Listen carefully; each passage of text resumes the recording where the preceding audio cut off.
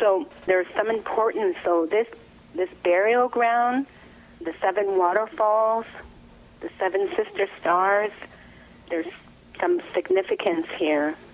And, it took me a while to put everything together because it was just so much to piece together, and I got overwhelmed. And as we were talking about not being able to sleep, I couldn't really sleep, but we did. This archaeologist finally called me a week later and said they're at the University of Winnipeg. I told him I'd like to see them. So he said, well, you have to get a First Nation involved from the area who would come with you. That's just the way it goes, because we can't just let anyone walk in and say, I want to see these remains. To me, I thought it was just such a hassle that I was going to just let it go. But again, I had another dream, and I dreamt that I went into this place where they had storage vaults. And in this place, there was a man who opened one vault. And I saw bones there. And when he opened the vault, I saw the bones, and there was this big, bright light, a big, bright light coming out of the vault. And I woke up, and I realized I have to get these remains back home because there's something so important here. So after harassing and stalking Saging Chief and Council and telling them about the burial site and the remains of the ancestors at the university, and I really had to get at them to become more involved. And it was like they really didn't want to.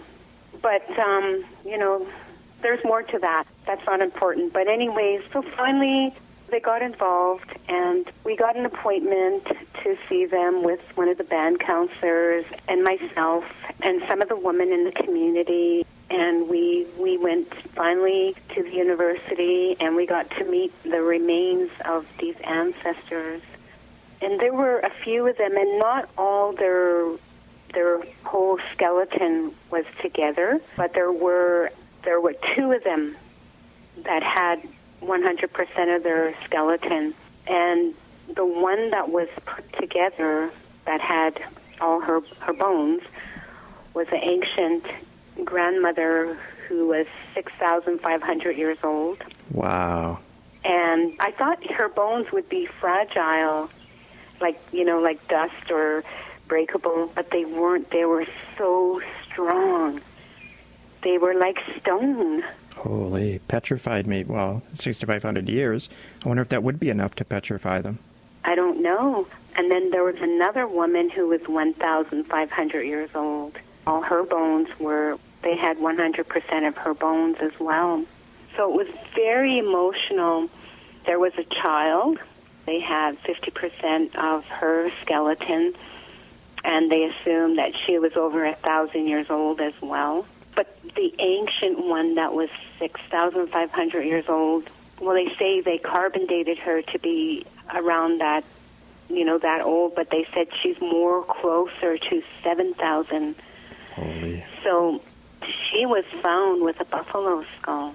Around in the White Shell area? Yes. Holy.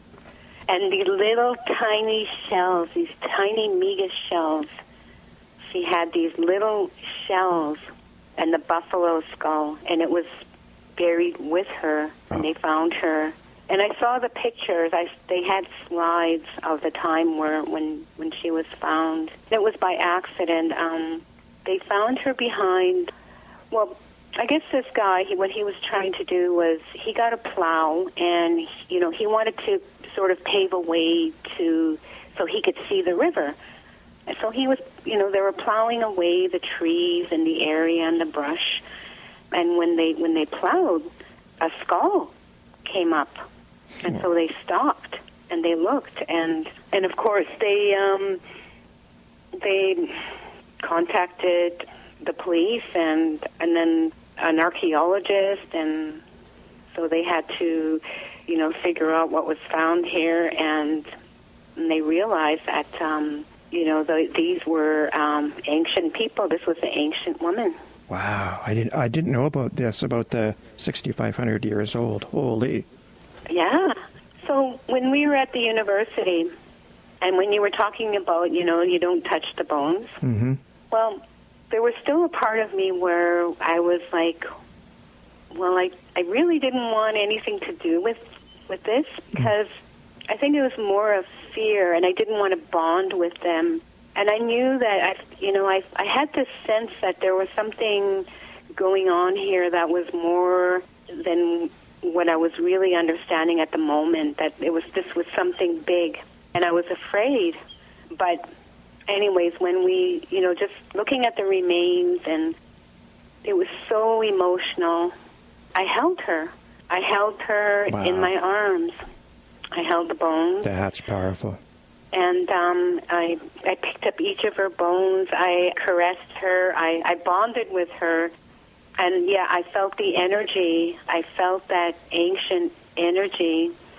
And there was kind of like this buzz that I had for the whole day. And I couldn't wait to see them again. But all of them, all the remains. I picked up all the remains. I touched them. I caressed them. It was such a powerful and beautiful experience, and it was an experience of love.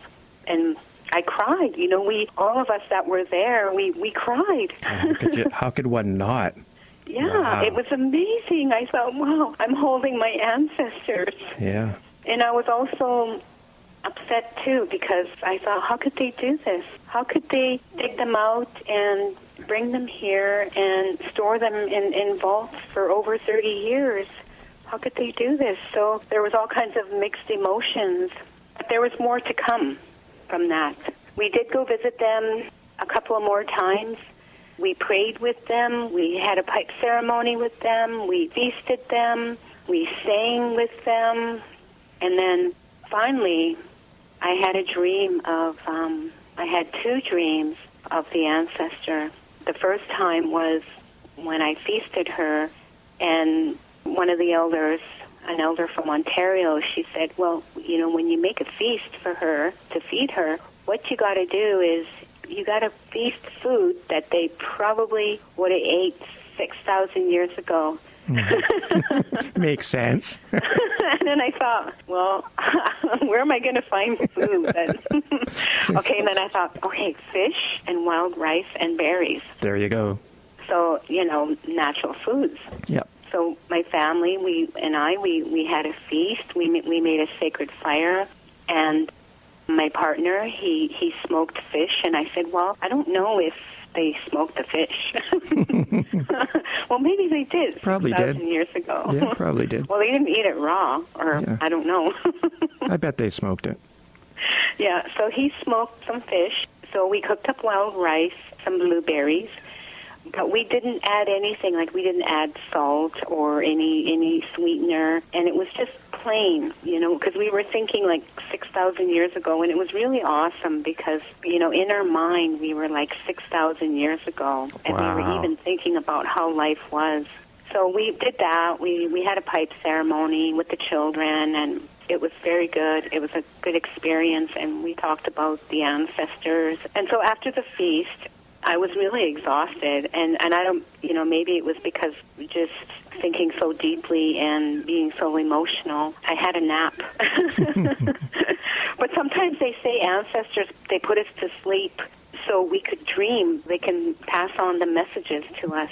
So I had a brief nap, and in my nap, I dreamt of the ancestor. I didn't see her, but she spoke to me, and she talked about how when we are born in our mother's womb, that we are born with a gift of kinesis. And I didn't know, what kinesis was. I've heard of the word before, but it wasn't important. I'm not a science person. So I talked to my relative. She's kind of my elder as well. I brush things off of her. Her name is Chickadee. And she said to me, kinesis, that's kind of like a energy or vibration. So we did some research on the internet, kinesis. And ever since then, for the past year and a half or so, I've been researching kinesis, energy, vibration, and today I've applied it into my life. So no choice really in that one. yes, you know what I mean? I started meditating every day, and it's changed my life. So these ancestors, they've changed my life. Yeah. She's changed my life. And as we got to, so much has happened with these ancestors. So talking with people, like I've talked to, different people in Canada, and, people called me, people sent me emails, and people said, this ancestor found with the buffalo skull she was the head woman of the tribe. She was a matriarch, an ancient clan mother. And so, even that I learned about. I'm still learning about the clan mothers. There was a time when, before colonization, in our ancient government system, we had clan mothers. We didn't have chief and council. So this woman was most likely the head clan mother of her tribe. So that's what brought on now ancient matriarchy. And so I'm still studying ancient matriarchy, but she is evidence that we had lived in matriarchal societies.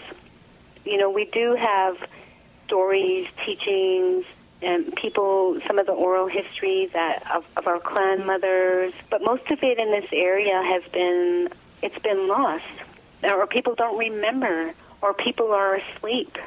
And I think a lot of people are afraid of it. There's a lot of fear in bringing back the ancient clan mother ways, because there's really no education about it.